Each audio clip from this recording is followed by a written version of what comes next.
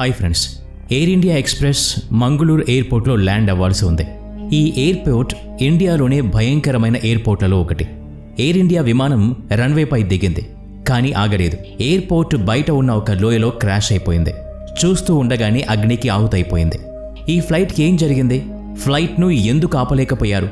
ఎంతో advanced technology ఉన్నా కూడా ఇలాంటి సంఘటన ఎందుకు జరిగిందో ఈరోజు ఈ వీడియోలో తెలుసుకుందాం. అందుకని ఈ వీడియోని ఎక్కడా స్కిప్ చేయకుండా పూర్తిగా చూడండి. మరింకెందుకు ఆలస్యం, let's start today's episode. 2 May 2010 Dubai. Weather condition క్లియర్గా ఉంది. వర్షం పడే సూచన లేదు. బోయింగ్ 737-800 మోడల్ ఒక ఫ్లైట్ ఎయిర్ ఇండియా 812లో 166 మంది ప్రయాణికులున్నారు. అందులో 23 మంది పిల్లలు, 6 క్రూ మెంబర్స్ ఉన్నారు. ఇది సముద్రాన్ని దాటుకుని ఇండియాలోని మంగళూరుకు వచ్చింది. ఎత్తైన పర్వతాల్ని దాటుకుని ఈ ఫ్లైట్ మంగళూరు ఎయిర్పోర్ట్ వైపు వెళ్లసాగింది. ఈ ఎయిర్పోర్ట్ చుట్టూ పర్వతాలు ఉన్నందున ఇక్కడ ఫ్లైట్ని ల్యాండ్ చేయడం చాలా కష్టం. అందుకని ఇక్కడ టేక్ ఆఫ్, ల్యాండింగ్ చేయడానికి పైలట్స్కి ప్రత్యేక ట్రైనింగ్ ఇస్తారు.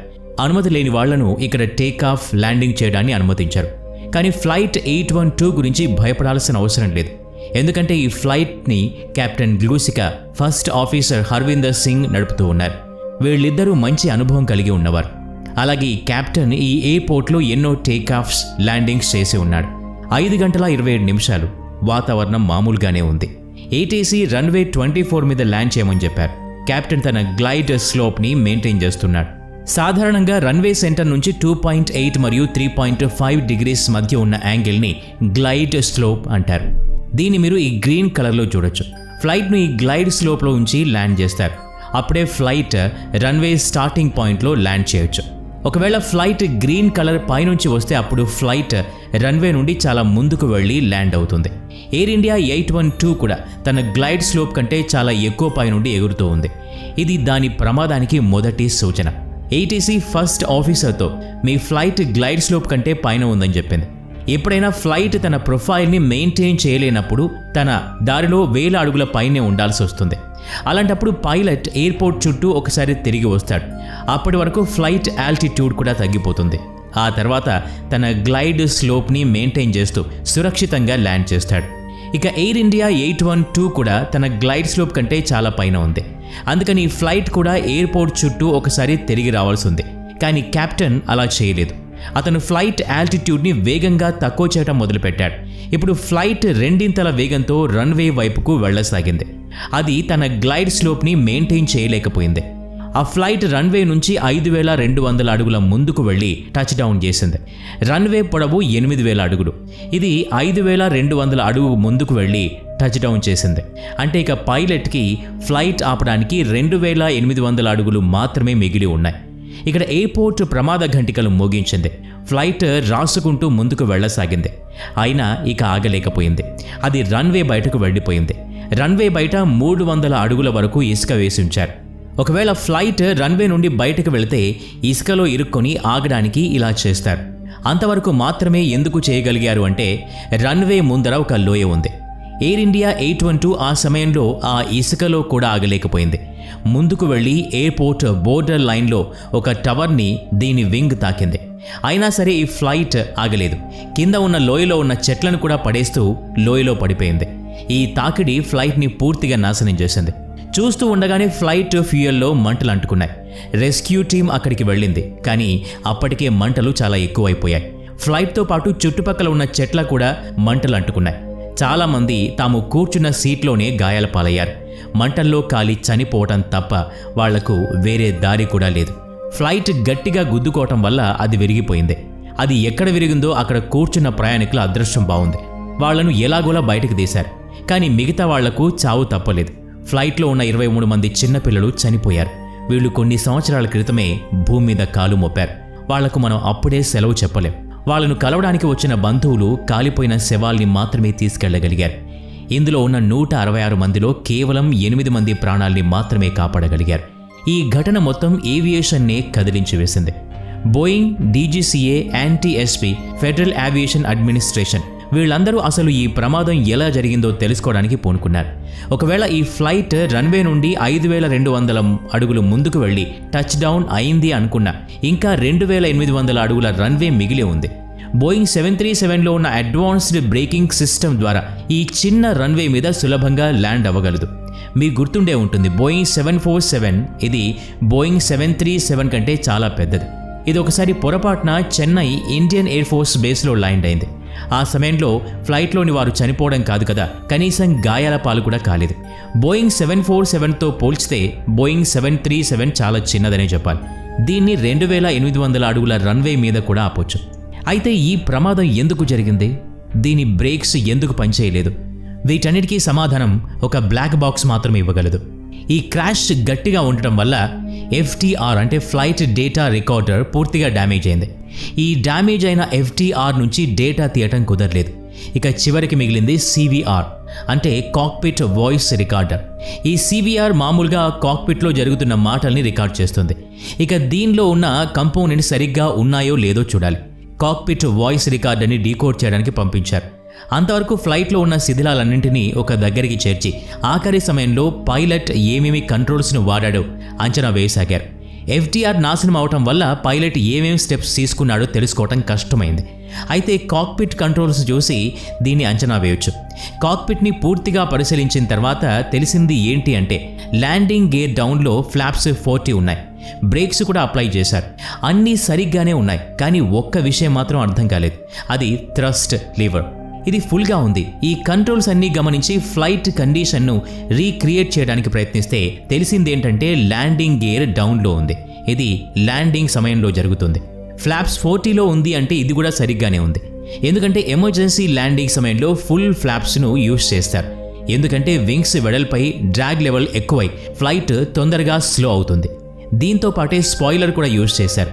ఇలా చేయటం వల్ల ఫ్లైట్ రన్వే మీద కూడా జంప్ అవ్వకుండా స్పాయిలర్ కాపాడుతుంది. ఇవే కాకుండా రివర్స్ థ్రస్ట్ని కూడా వాడారు. ఇది సామాన్యంగా ఇంజన్ గ్యాసెస్ని ముందు వైపుకు మారుస్తుంది. దీనివల్ల ఫ్లైట్ స్లో డౌన్ అవుతూ ఉంటుంది. వీటితో పాటుగా పైలట్ బ్రేకింగ్ లెవెల్ 2ని వాడారు. ఒకవేళ మీరు కాక్పిట్లో బ్రేక్ పెడల్ చూస్తే ఇక్కడ 6 ఆప్షన్స్ కనబడతాయి. ఆఫ్ అంటే 0 బ్రేక్ పడుతుంది. 1 అంటే 25% బ్రేక్ ఆటోమేటిక్గా పడుతుంది. 2 అంటే 50%, 3 అంటే 75%, మ్యాక్స్ అంటే 100% బ్రేక్ అప్లై అవుతుంది. ఎయిర్ ఇండియా పైలట్ బ్రేక్ లెవెల్ను 2లో ఉంచాడు. అంటే ఆటోమేటిక్ బ్రేక్ 50% అప్లై అవుతుంది. ఇది అంచనా ప్రకారం సరైన నిర్ణయమే.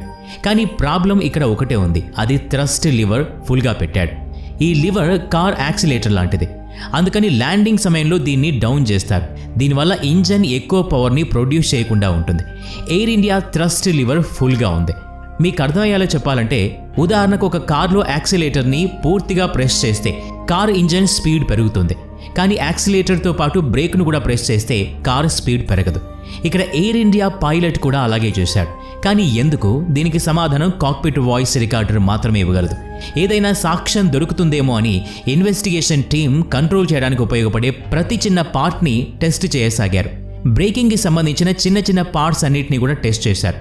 కొన్ని నెలల తర్వాత కాక్పిట్ వాయిస్ రికార్డర్ ఒక షాకింగ్ ఇన్ఫర్మేషన్ని బయటపెట్టింది. ఎన్నో సంవత్సరాల కష్టం తర్వాత ఈ కేసుని సాల్వ్ చేయగలిగారు. కాక్పిట్ వాయిస్ రికార్డర్ ప్రకారం కెప్టెన్ గ్లూసికా మ్యాక్సిమం సమయం ఫ్లైట్లో పడుకునే ఉన్నారు. పడుకున్న శబ్దం తన మైక్రోఫోన్లో క్లియర్గా వినపడుతోంది. ఫ్లైట్ మంగళూరు ఏరియాలోకి వచ్చి ల్యాండింగ్కి తయారవుతున్న సమయంలోనూ తాను పడుకునే ఉన్నాడు. ఫస్ట్ ఆఫీసర్ ATCతో మాట్లాడుతూ అలాగే ఫ్లైట్ని కూడా కంట్రోల్ చేస్తూ ఉన్నాడు. ఫ్లైట్ అప్పుడు దాదాపు 7000 అడుగులకు చేరుకుంది. అప్పటికే కెప్టెన్ పడుకొని 1:40 నిమిషాలు అవుతోంది. ఇంకొకసారి గుర్తు చేసే విషయం ఏంటంటే కేవలం అనుభవం ఉన్న పైలట్స్ మాత్రమే మంగళూరు ఎయిర్పోర్ట్లో ల్యాండ్ చేయగలరు. అది కూడా ప్రత్యేకమైన ట్రైనింగ్ తీసుకున్న తర్వాత. కెప్టెన్ మంచి నిద్రలో ఉండటం వల్ల ఫస్ట్ ఆఫీసర్ కెప్టెన్ని లేపడానికి ప్రయత్నించలేదు. ఇక్కడ ATC నుంచి ఒక కాల్ వచ్చింది. వాళ్ళు మీ ఫ్లైట్ గ్లైడ్ స్లోప్ కంటే చాలా పైన ఉందని చెప్పారు. అందుకని మీకు చెప్తున్నా అన్నారు. అందుకని ఫస్ట్ ఆఫీసర్ ఎయిర్పోర్ట్ని ఒకసారి చుట్టి రావడానికి నిర్ణయం తీసుకున్నాడు. అది ఖచ్చితంగా మంచి నిర్ణయమే. ఇక్కడే కెప్టెన్ ఎంట్రీ జరిగింది. కెప్టెన్ నిద్రలో నుండి లేచి చూస్తే ఫ్లైట్ గ్లైడ్ స్లోప్ కంటే పైన ఉంది. తాను ఎయిర్పోర్ట్ చుట్టూ ఒకసారి చక్కర్లు కొట్టకుండా వేగంగా కిందకి తీసుకెళ్లసాగాడు. అప్పుడు first officer sir go around అని 3 సార్లు చెప్పాడు. కానీ కెప్టెన్ అప్పుడే గాఢ నిద్ర నుంచి లేచిన కారణంగా ఈ మాటలు వినపడలేదు. ఎవరైనా సరే అకస్మాత్తుగా నిద్రల నుండి లేస్తే పరిస్థితిని అర్థం చేసుకోవడానికి కొంచెం సమయం పడుతుంది. నిద్ర నుండి లేచిన వెంటనే సరైన నిర్ణయం తీసుకోలేరు. ఏవియేషన్లో ఒక రూల్ ఉంది. ఇద్దరు పైలట్లలో ఎవరైనా ఒకరికి అనుమానం వచ్చి చిన్న ప్రాబ్లం ఉందని అనిపించి ఇంకో పైలట్తో సార్ గో అరౌండ్ అని చెప్తే రెండో పైలట్ అది ఒకవేళ క్యాప్టెన్ అయినప్పటికీ ఆ మాట వినాల్సిందే. కానీ ఇక్కడ కథ వేరేలా ఉంది. కెప్టెన్ ఫస్ట్ ఆఫీసర్ను ఇగ్నోర్ చేసి ఆటో పైలట్ డిస్కనెక్ట్ చేసి 1500 అడుగులు ప్రతి నిమిషం స్పీడ్తో కిందకి వస్తున్నాడు. ఇంత వేగంగా కిందకు వచ్చిన ఫ్లైట్ తన గ్లైడ్ స్లోప్ వరకు చేరుకోలేదు. ఇది రన్వే కంటే ముందుకు వెళ్ళిపోయింది. దాదాపు 5200 అడుగుల వరకు ముందుకెళ్ళింది. ఫ్లైట్ సగం దూరం కంటే ఎక్కువ వెళ్ళి టచ్ డౌన్ అయింది కనుక ఇక ఫ్లైట్ని ఆపడానికి కేవలం 2800 అడుగుల రన్వే మాత్రమే మిగిలి ఉంది. ఇది బోయింగ్ 737కి ఎమర్జెన్సీ ల్యాండింగ్ కోసం సరిపోతుంది. బోయింగ్ 737 అడ్వాన్స్డ్ బ్రేకింగ్ సిస్టమ్ 2800 అడుగుల రన్వే మీద కూడా ల్యాండ్ అవ్వగలదు. కెప్టెన్ వెంటనే రివర్స్ థ్రస్ట్ని ఆన్ చేశాడు. ఇది ఫ్లైట్ వేగాన్ని తగ్గిస్తుంది. బ్రేక్ లెవెల్ 2ని సెలెక్ట్ చేశాడు. ఆ సమయంలో ఇలాంటి సిచ్యువేషన్ చూసి కెప్టెన్ కూడా పానిక్ అవ్వసాగాడు. తనకి తను చేసిన తప్పు తెలిసిందే. రన్వే చివర కూడా దగ్గరికి వచ్చేసింది. ఇప్పుడు ఇక్కడ కెప్టెన్ ఇంకో పెద్ద తప్పు చేశాడు. తను ఫ్లైట్ ల్యాండ్ అయిన తర్వాత గో అరౌండ్ డెసిషన్ తీసుకున్నాడు. థ్రస్ట్ లీవర్ని పుల్ చేశాడు. ఇప్పుడు ఫ్లైట్ ఇంజన్ ఫ్లైట్ని ముందుకు తీసుకెళ్ళడానికి ప్రయత్నిస్తుంటే ఆ ఫ్లైట్ బ్రేకింగ్ సిస్టమ్ ఫ్లైట్ని ఆపడానికి ప్రయత్నిస్తోంది. కార్లో బ్రేక్ వేసి యాక్సిలరేటర్ని ఇస్తూ దాంతోపాటు రివర్స్ గేర్ కూడా వేస్తే అప్పుడు ఆ కార్ పరిస్థితి ఎలా ఉంటుందో మీరే ఆలోచించండి. ఎయిర్ ఇండియా H12 విషయంలో కూడా అలాంటిదే జరిగింది. బ్రేక్స్ వేసిన తర్వాత ఫ్లైట్ వేగం తగ్గుతూ వస్తోంది. కానీ చివరి నిమిషంలో కెప్టెన్ తన నిర్ణయం మార్చుకుని ఫ్లైట్ వేగాన్ని పెంచి తిరిగి టేక్ ఆఫ్ చేయాలని అనుకున్నాడు. కానీ బ్రేక్స్ అన్నీ అప్లై అయిన కారణంగా అది తిరిగి టేక్ ఆఫ్ అయ్యేంత వేగాన్ని అందుకోలేదు. ఇక ఫ్లైట్ రన్వే కంటే ముందుకు వెళ్ళిపోయింది. ఇంజిన్ అప్పుడు కూడా ఫుల్ పవర్లో ఉంది. అందుకని ఇది 300 అడుగుల ఇసుకలో కూడా ఆగలేకపోయింది. ముందుకు వెళ్ళి ఎయిర్పోర్ట్లోని ఒక టవర్కు వింగ్ తాకింది. అప్పుడు కూడా దీని ఇంజన్ ఆన్ అయ్యే ఉంది. అందుకని ఇది ఆగకుండా కింద ఉన్న లోయలో చెట్లను పడగొడుతూ క్రాష్ అయింది. క్రాష్లో బతికి బయటపడ్డ వాళ్ళు చెప్పిన దాని ప్రకారం క్రాష్ అయిన తర్వాత కూడా ఇంజన్ వేగంగా తిరుగుతూనే ఉంది. ఈ ప్రమాదంలో ఒకదాని తర్వాత ఒక తప్పు జరిగింది. అందుకని ఇంత పెద్ద దుర్ఘటనని ఎదుర్కోవాల్సి వచ్చింది. వీడియో నచ్చినట్లయితే లైక్ చేయండి, షేర్ చేయండి. ఇలాంటి మరిన్ని వీడియోస్ కోసం ఈ ఛానల్కి సబ్స్క్రైబ్ చేసుకుని బెల్ ఐకాన్ మీద క్లిక్ చేయండి. నెక్స్ట్ వీడియోలో మళ్ళీ కలుద్దాం. Thanks for watching.